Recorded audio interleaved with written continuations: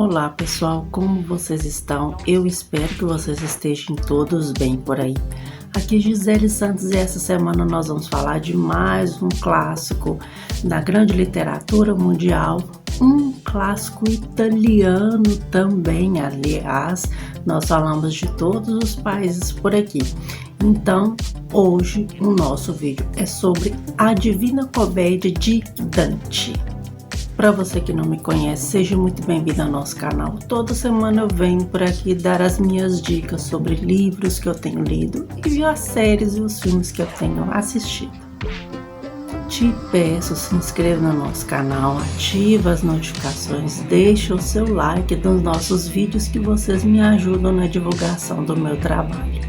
Então não vamos enrolar mais, vamos começar essa resenha que é um livro bem interessante. Não tenho ele disponível por aqui, porque eu li ele na época no Kindle Unlimited. Vou deixar as capinhas aqui de algumas das traduções, de algumas edições que tem por aí no mercado. Porque a Divina Comédia, ele é um livro que não é tão fácil de ler, porque ele é em forma de poesia, mas ele tem umas peculiaridades que são muito interessantes de a gente falar por aqui. A Divina Comédia, ali mais ou menos baseada por meados do século XIV. Então Dante aqui, ele conta, digamos, uma grande poesia, uma comédia mesmo, porque comédia naquela época, eram aquelas histórias, tipo Shakespeare mesmo, onde ao invés de serem tragédias que tinham finais infelizes, digamos assim, as comédias tinham finais felizes ou bem por aí mesmo. Então aqui Dante começa essa história que era escrita como La Commedia, mas na verdade o Divina Comédia foi depois, com os estudos aí e alguns autores que colocaram ela como a Divina Comédia. Inclusive algumas das edições elas têm o porquê que a Divina Comédia é chamada de a Divina Comédia. Então aqui a gente tem uma narrativa muito diferente, porque essa história ela é dividida em 3 livros, em 3 partes, que seriam o seguinte: Inferno, Purgatório e Paraíso. Cada uma dessas 3 partes são divididas em 33 cantos, e tendo a introdução como mais um desses cantos, totalizando 100 cantos. Um outro ponto que a gente tem que observar aqui é que todo esse tipo de narrativa foi dado lá pelo século XIV, e também o Dante ele utilizou o dialeto florenciano, mesmo ali de Florença, na Itália, tido como um dialeto mais vulgar, digamos assim, mais próximo do que é hoje o italiano, falado ali em todos os lugares. Então ele fez essa dinâmica ali contra o latim, que era uma língua mais utilizada para poemas, para poesias. Então aqui o Dante ele fez um pouco diferente essa narrativa.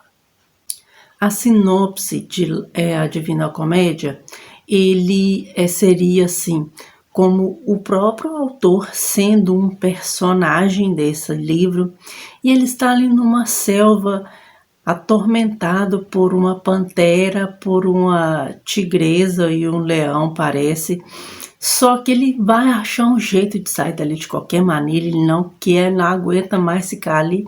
E aí ele encontra um vigílio ali e ele tem que levá-lo para um outro lugar, ou seja, ele vai passar pela terra dos mortos e ele vai vivenciar toda essa experiência. Nesse lugar, cada lugar que ele vai passar, tem ali 9 câmaras, sabe? Que ele vai passando, descendo até chegar na outra parte desse local onde ele está naquele momento. Então ele inicia com o vigílio passando com ele pelo inferno. Então ele vai conhecendo diversos personagens. Lembrando também que nesse ponto aqui o Dante ele não está morto, ele está vivo. Inclusive tem uns personagens ali que começam a questioná-lo como é que está a Terra. A Terra também é dividida nesses subcosmos, digamos assim. Então as pessoas querem saber, quem está ali no inferno quer saber como é que está a Terra, como é que estão as pessoas de lá, porque eles perceberam que não, esse cara não era para estar aqui, ele não está morto. Então como que ele está aqui? Como é que ele veio parar nesse lugar? Então o Dante vai passando ali com o Virgílio durante todos aqueles lugares, até chegar lá onde o Lúcifer está. E ele, passando pelos portões do inferno, ele chega ao purgatório. E a mesma coisa, ele vai ali passando pelas partes do purgatório, vai encontrando diversos personagens. E aqui são muitos personagens dentro do que era a religião naquela época. Diversos personagens ali do Antigo e Novo Testamento. Então, tem coisas aqui que você vai vendo e fala, olha esse personagem, mas será que ele está aqui mesmo? E esse aqui, mas será que ele está aqui mesmo? E um outro ponto que é possível a gente perceber aqui é que o Dante começa a perceber os pecados que ele tem, sabe? E aquela situação assim, menino, se eu não der meu jeito, sei não, hein? Eu vou parar aqui.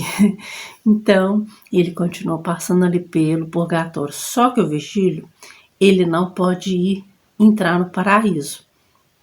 Porque como ele está no lugar à parte, ele está ali mais ou menos no inferno, se eu não me engano, se eu estou lembrada bem, já li o livro faz tempo, ele não pode entrar no paraíso. Então, ele reencontra a Beatriz. A Beatriz, ele foi um amor platônico do Dante durante a sua vida terrestre. Então, ela é a sua guia pelo paraíso celeste, pelo paraíso terrestre, digamos assim, na verdade. Porque esse paraíso aqui era o paraíso que Dante imaginava naquela época, gente. Isso aqui não é, tá lá na Bíblia, não, calma. É só mesmo uma definição que Dante tinha de inferno, paraíso e purgatório, enfim. Então essa é a dinâmica aqui da história. Então ele vai passando ali por todas as camadas até chegar no local onde precisa chegar. E será que ele vai ter os seus pecados expiados? Porque você vai ter que ler para saber. Então aqui a gente tem essa dinâmica toda.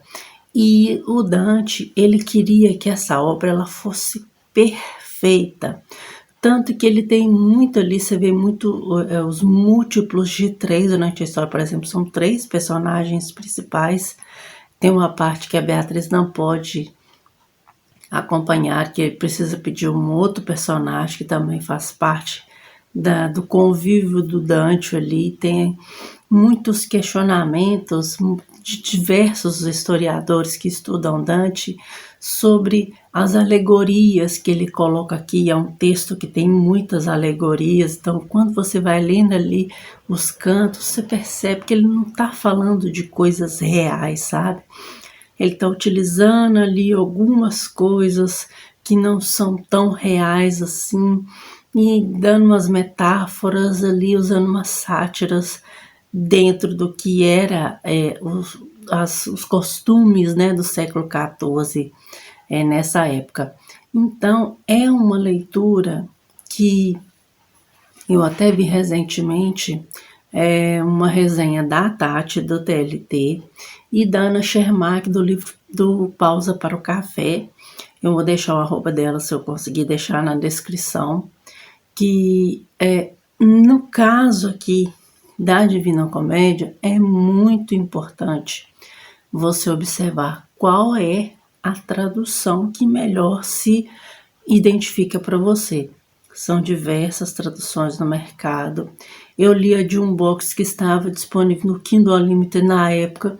Se eu não me engano, o box que eu li, ele não está disponível mais no Kindle Unlimited, mas tem outros boxes. Tem uma tradução de domínio público também, que me parece que a editora Martin Clary utiliza numa edição linda que eles têm, uma edição única. Mas tanto a Tati quanto a Ana, elas falam muito da tradução da editora 34, que é uma edição bilíngue.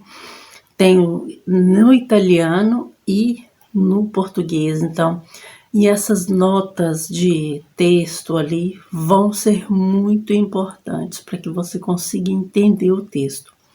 Porque poesia, ela não é uma coisa muito simples de entender, então você vai ter que reler durante alguns momentos da sua vida para você conseguir assim, sintetizar melhor as coisas.